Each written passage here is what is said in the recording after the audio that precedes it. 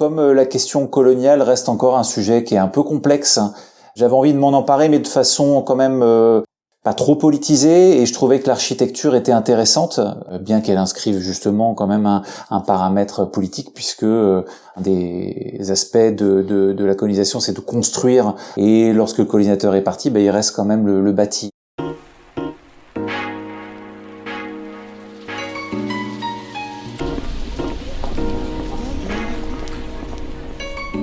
Bienvenue dans L'Œil Écoute, le podcast indépendant qui analyse notre rapport à l'image photographique et l'évolution du médium à l'heure de la suprématie du numérique et du digital. Pendant que certains photographes utilisent l'IA pour imaginer un Paris dystopique en ruine, d'autres, depuis plusieurs années, fixent sur la pellicule la réalité du passage du temps en s'intéressant aux architectures laissées à l'abandon. C'est le cas de Thomas Jorion. Au micro de Yannick Le Guillanton, celui-ci raconte notamment son épopée dans les vestiges du patrimoine colonial français. À la Nouvelle-Orléans, à Alger ou à Saïgon, il convoque notre passé à l'aune des traces laissées par ces infrastructures, témoins de notre histoire contemporaine et dont l'image est très présente dans notre imaginaire collectif.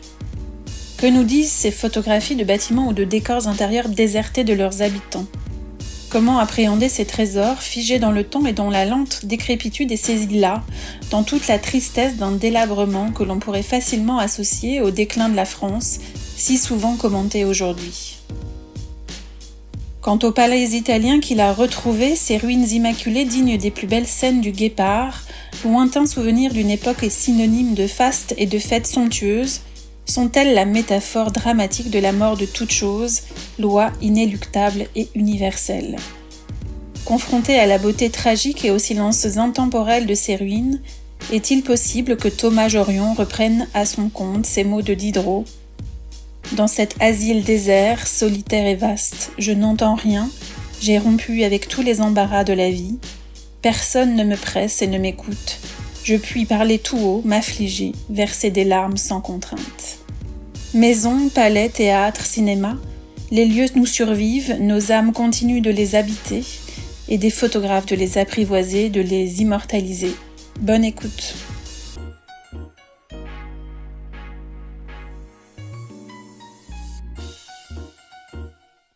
Bonjour Thomas Jorion. Bonjour.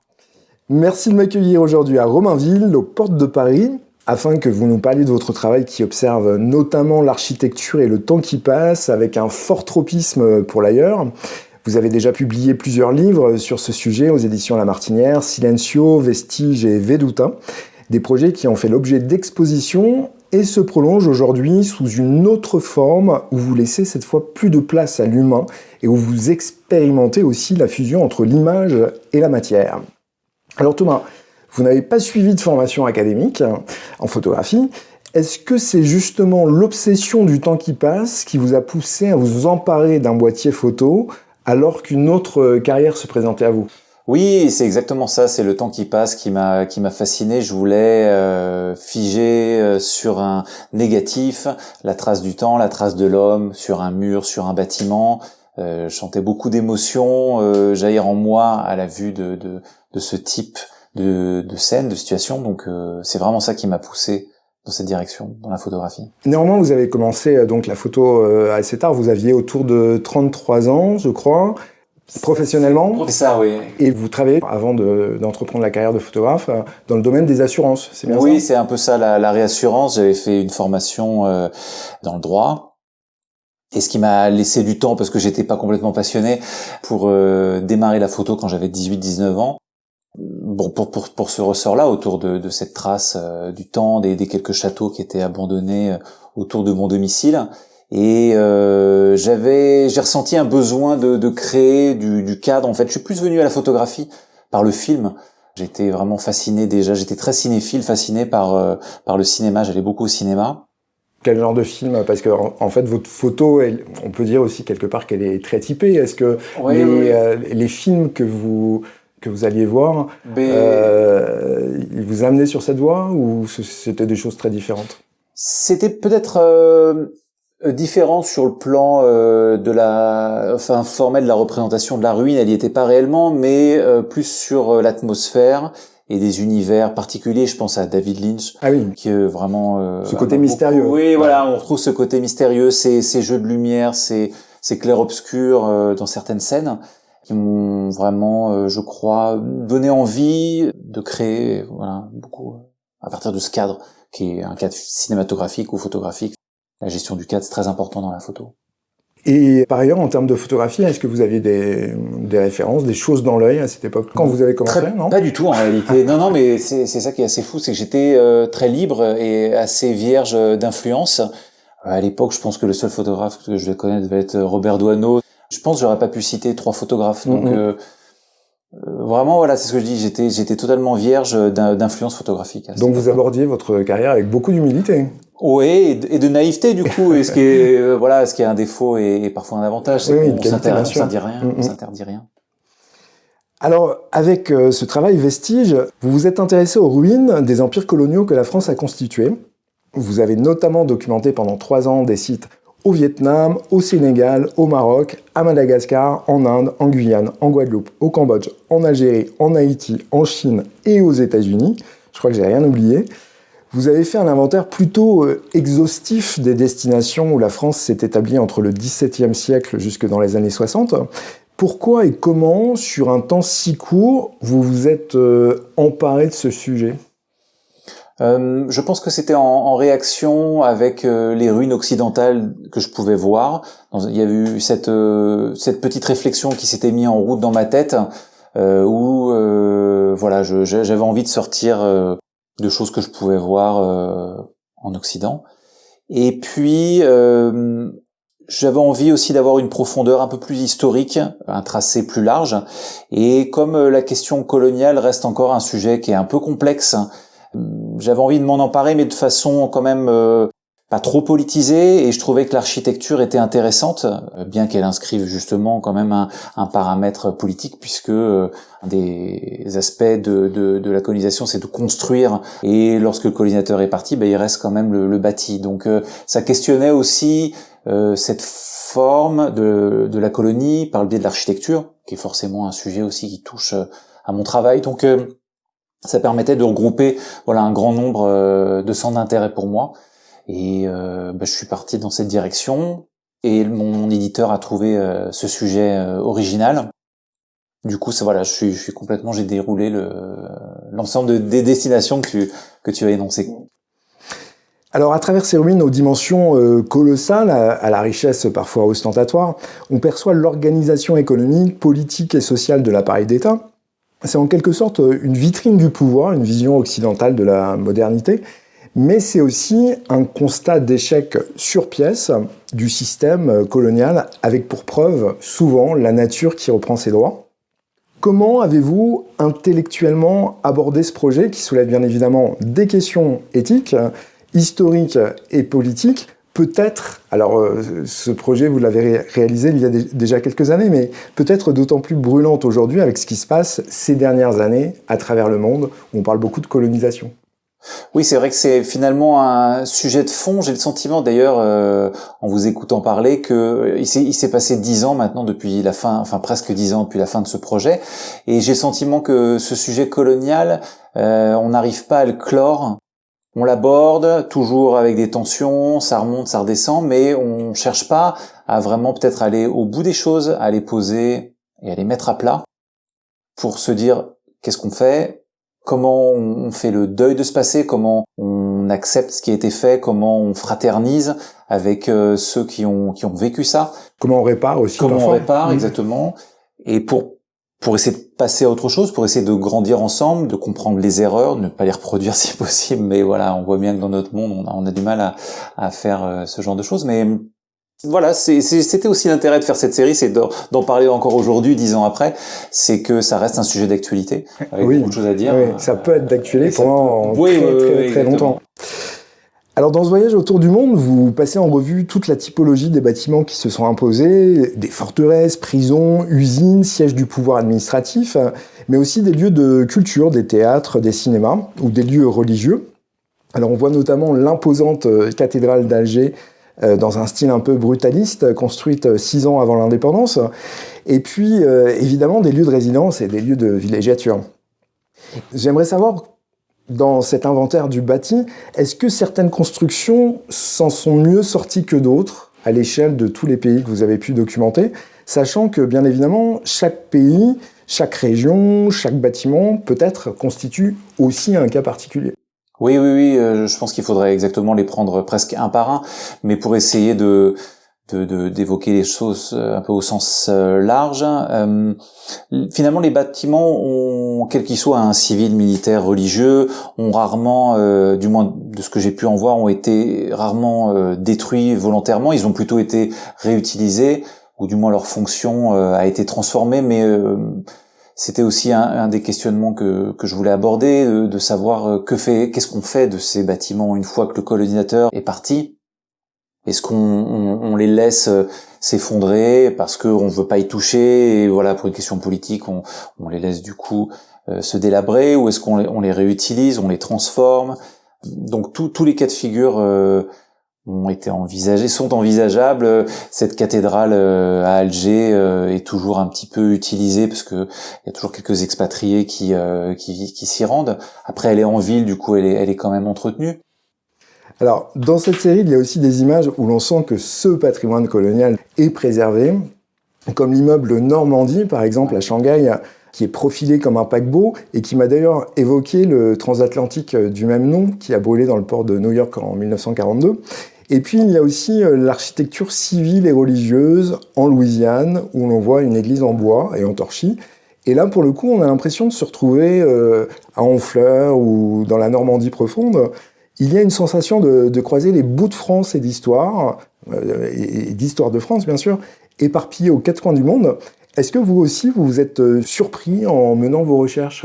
Oui, j'étais surpris. C'était aussi revenir un peu sur une histoire de l'architecture, c'est-à-dire que je pense que quand le colonisateur a pris des décisions de construire, il a fait venir les architectes qui connaissaient les règles et les contraintes en Europe et qui se sont retrouvés avec de nouvelles contraintes en raison de sécheresse, de chaleur et de disponibilité des matériaux.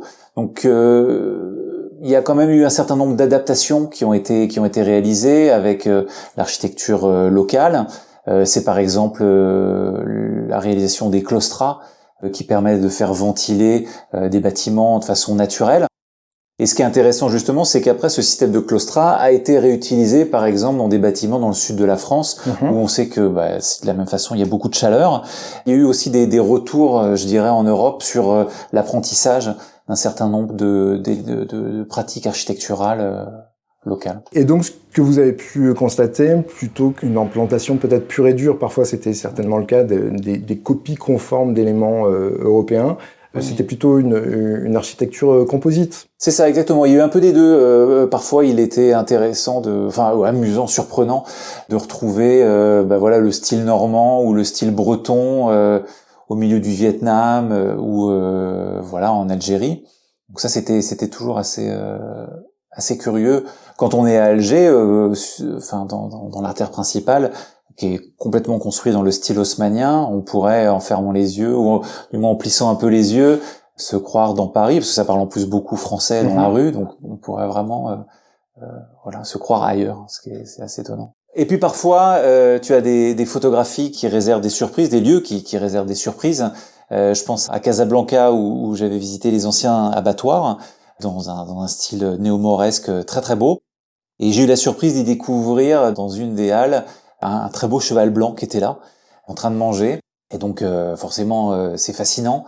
Donc j'ai commencé à préparer l'appareil photo. Et voilà, comme je dis, une chambre photographique, c'est quand même très complexe. C'est-à-dire que tu vois pas... une fois que tu as mis le châssis, tu vois plus ce que tu photographies. C'est assez paradoxal pour la photographie telle qu'on la connaît aujourd'hui. Ouais, du coup, encore plus pour une photographie animalière, si je puis dire. Donc ça a été très complexe d'arriver, de m'avancer près du cheval, de pas lui faire peur avec ce gros appareil, de fermer le diaphragme, de mettre le négatif, de déclencher en espérant qu'il bouge pas ou que ma présence ne le dérange pas.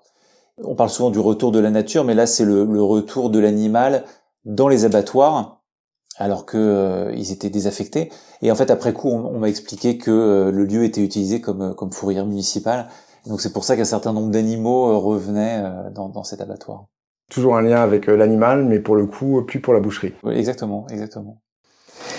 Alors pour l'immeuble de Shanghai ou les appartements luxueux que vous venez de citer à Alger par exemple, la bourgeoisie s'est réapproprié ces bâtiments après l'indépendance. Ce sont des lieux bien vivants. Néanmoins, dans toutes les images que vous avez réalisées sur cette thématique coloniale, l'humain est totalement absent. Pour quelles raisons avez-vous fait ce choix ? Il n'est pas totalement absent, il est beaucoup absent. C'est vrai. Je dois nuancer. C'est vrai que j'ai un peu il est beaucoup absent. Oui, ce qui est un peu un paradoxe, mais qui a été aussi une prise de conscience. Après, j'essaierai peut-être d'ouvrir rapidement une parenthèse, mais dans certains pays, les bâtiments sont désertés, mais en réalité, ils sont toujours utilisés à d'autres fonctions. Et parfois, effectivement, ils sont habités. Dans un premier temps, je les ai pris un peu vides, et puis j'ai réalisé que l'architecture était construite à destination des hommes et qu'il fallait pas les exclure de ce champ photographique. Et ça a été un peu une évolution en moi qui a débuté là de façon un petit peu minimale dans un premier temps et qui rejaillit plus de mon travail actuel, d'intégrer la personne qui vit dans un bâtiment, et même si c'est un bâtiment qui est en ruine ou du moins désaffecté, peu entretenu. Et je trouvais c'est un peu le point de départ, paradoxalement, même si c'est peu représenté. En fait, ça vous permettait aussi peut-être de calibrer l'ensemble de vos images, l'ensemble des destinations un peu de la même façon. Oui, ça permettait d'unifier exactement, un peu d'égaliser l'ensemble des destinations. Et ça a fait son chemin, puisque à l'heure actuelle, vous développez un autre projet dans lequel, cette fois, l'humain a sa place. Parmi les destinations que j'ai pu voir, il y a le Sénégal, le Liban ou Cuba. Et donc, ces personnages, généralement, qui sont quand même un peu isolés aussi dans ces grandes architectures, sont des témoins qui hantent des ruines et vous leur demandez de poser tels qu'ils sont. Ils apparaissent comme les gardiens ou peut-être aussi les prisonniers de ces temples déchus. Qui sont-ils ces hommes ? Puisque généralement, dans les images que j'ai pu voir, en tout cas, c'est essentiellement des hommes. Oui. C'est des gens finalement assez simples puisqu'ils habitent dans des lieux qui sont peu ou pas entretenus, c'est qu'ils en sont généralement pas les propriétaires. Donc plutôt des gens modestes qui habitent dans des, comme vous dites, dans des temples ou des palais un peu déchus, et il y a un peu tout ce paradoxe d'habituer dans un bâtiment qui est luxueux, de pas être capable financièrement de pouvoir l'entretenir et d'y vivre. C'est beaucoup d'hommes parce que dans certains pays c'est compliqué de photographier des femmes. Je pense au Sénégal où c'est un peu compliqué pour des questions religieuses de photographier une femme sans l'accord de son mari. De ce fait, j'ai moins photographié, voire peu photographié de femmes. Voilà, c'est parfois des questions juste d'organisation. Ouais. On voit un personnage, à un moment, ça m'a intrigué beaucoup cette image, un personnage, alors dans un grand bâtiment, j'ai oublié l'endroit où ça se passait, peut-être s'agissait-il de Cuba, qui regarde la télévision, en fait, dans une pièce complètement vide, juste posé donc avec une télévision, et lui posé sur une chaise juste devant. Effectivement, c'est incroyable cette image. Oui, c'est le gardien de ce palais qui est complètement vide, et c'est le gardien de nuit. J'ai réussi à me faufiler et surtout à le faire réagir parce qu'il était enfermé derrière une porte avec des chaînes. Il a fini par accepter de me faire rentrer. J'ai pu visiter le palais, faire quelques photos, et puis pendant que je faisais mes photos, il regardait la télé, et finalement c'était ça qui était le plus intéressant et un peu fou parce que en plus, il y avait rien à prendre. Et d'ailleurs, en fait, quand vous entrez en contact avec ces gens pour pénétrer dans ces architectures, pour les photographier de l'extérieur, vous êtes assez visible puisque vous travaillez avec une chambre 4-5 inches. C'est ça, exactement. Donc, un matériel assez imposant, non ? Alors ça crédibilise aussi la démarche.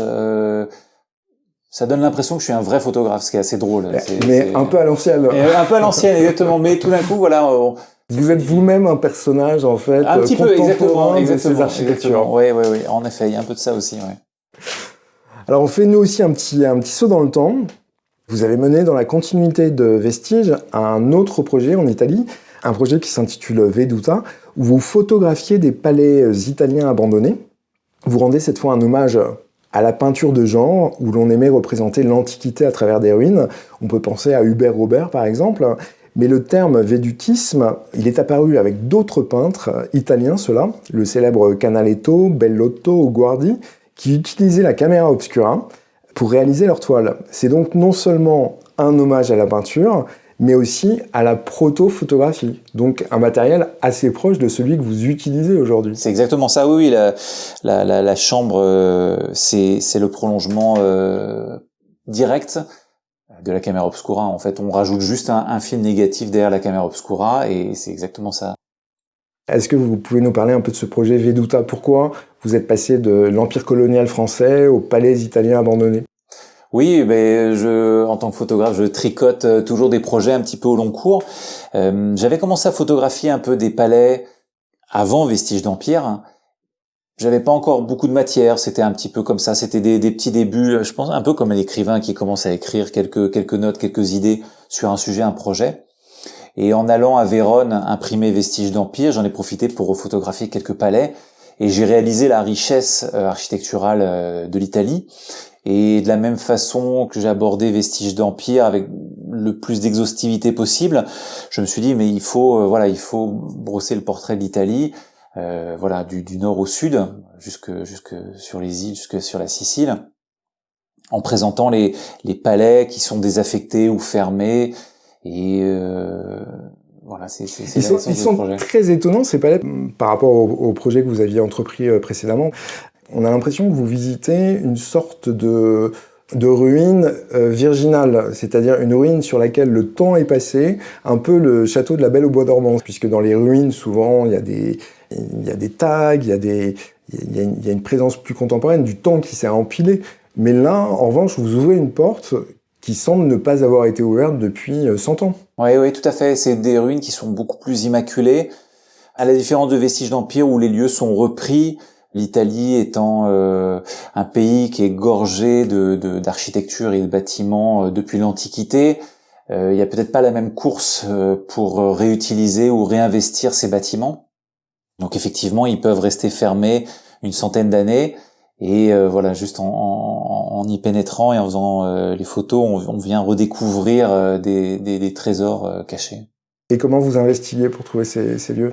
Alors il y a vraiment plein de faisceaux d'indices. C'est vraiment un travail d'enquêteur. Ça peut être une coupure de journal qui évoque le sort d'un palais qui est pas entretenu. Ça peut être des recherches satellites en voyant qu'un bâtiment est recouvert de végétation.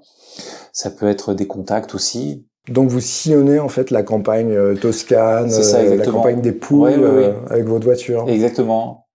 Il y a aussi quelque chose qui est très amusant dans ce travail, c'est que vous parvenez vous-même à distordre le temps, puisque les palais que vous photographiez sont en majorité des palais du XVIIIe siècle, en ruine, mais construits à une époque où le védoutisme était en pleine vogue. Donc il y a une sorte en fait de mise en regard un peu de ce travail. Et d'ailleurs, même sur les fresques sont très souvent représentées des ruines.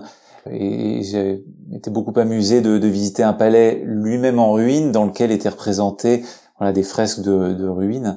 Là aussi, encore une fois, une certaine boucle était...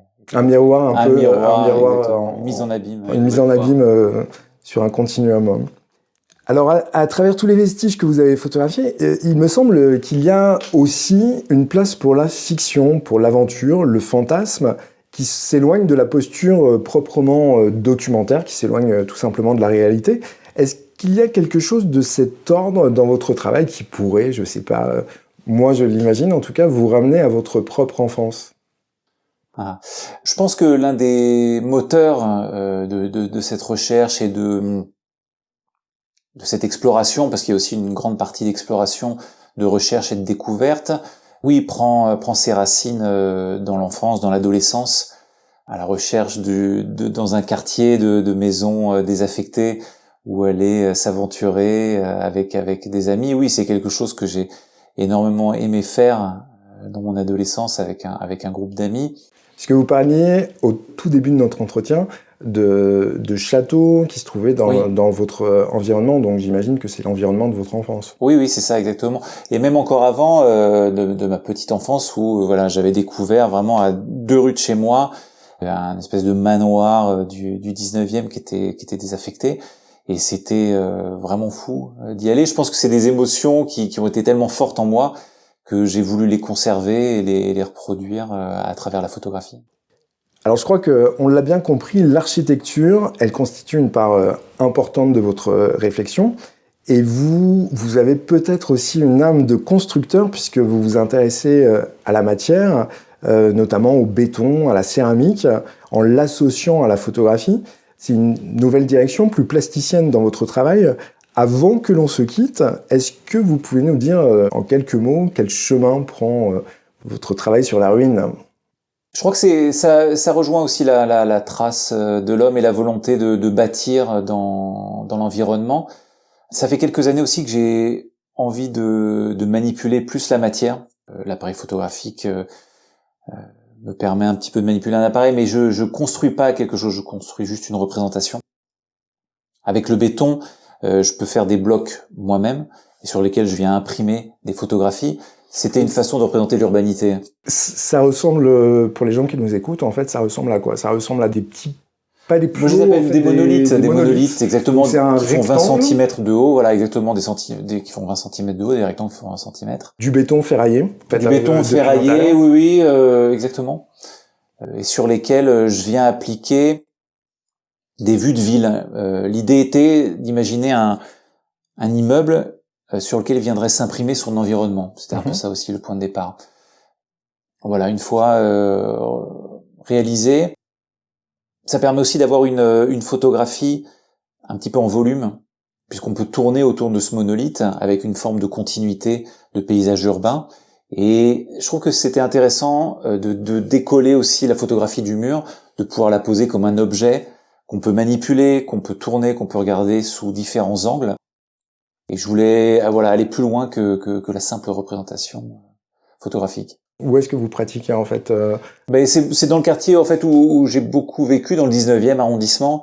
C'est aussi un quartier qui se prête bien à monter dans des étages d'immeubles. Je suis allé toquer à la porte de chez les gens pour aller sur leur balcon pour faire des photos à mi-hauteur de ville. Et le 19e a beaucoup de bâtiments de hauteur. Donc là, vous êtes immergé dans la ville. Oui, tout à fait. Vous n'êtes plus dans la ruine. On n'est plus dans la ruine, non, on n'est plus dans la ruine. On est toujours dans le bâti, mais la ruine, on la retrouve un petit peu sur ce bloc de béton, puisque j'aime bien quand il est un tout petit peu endommagé, un peu griffé, un peu rayé, un peu choqué. Et elle se retrouve un peu là, je pense.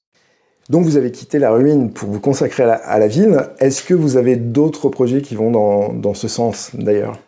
Oui, alors justement un projet qui est double. J'ai le département du Calvados qui m'a invité à documenter la transformation d'un château réalisé par Ledoux, l'architecte de Louis XV, à Bénouville. Et je vais à la fois documenter photographiquement l'intérieur du château, mais on m'a proposé également de réaliser un monolithe autour de cette architecture, et ça me fait reconsidérer le matériau, c'est-à-dire peut-être pas utiliser le béton cette fois-ci, peut-être la pierre de taille. Je vais voir un petit peu ce qui est possible de faire, et c'est ça qui est intéressant, c'est l'évolution en travaillant sur le matériau et encore une fois sur la photographie, comment mêler les deux et essayer de réunir l'architecture et la photographie. Une sorte de synthèse. Exactement. Merci beaucoup Thomas Jorion de nous avoir éclairé sur votre travail et sur votre démarche, de nous avoir emmené finalement de Dakar à Shanghai en passant par Bénouville. On peut retrouver les images que nous avons évoquées sur le site des galeries Esther Warderoff et Insula qui représentent votre travail à Paris, et bien sûr sur votre propre site www.thomasjorion.com. Merci beaucoup. Merci.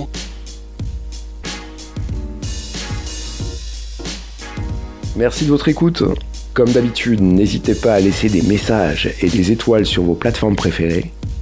Dans le prochain épisode, vous retrouverez la photographe Estelle de Cléenne, qui propose elle aussi une approche des ruines et des mondes oubliés à travers sa pratique de l'urbex.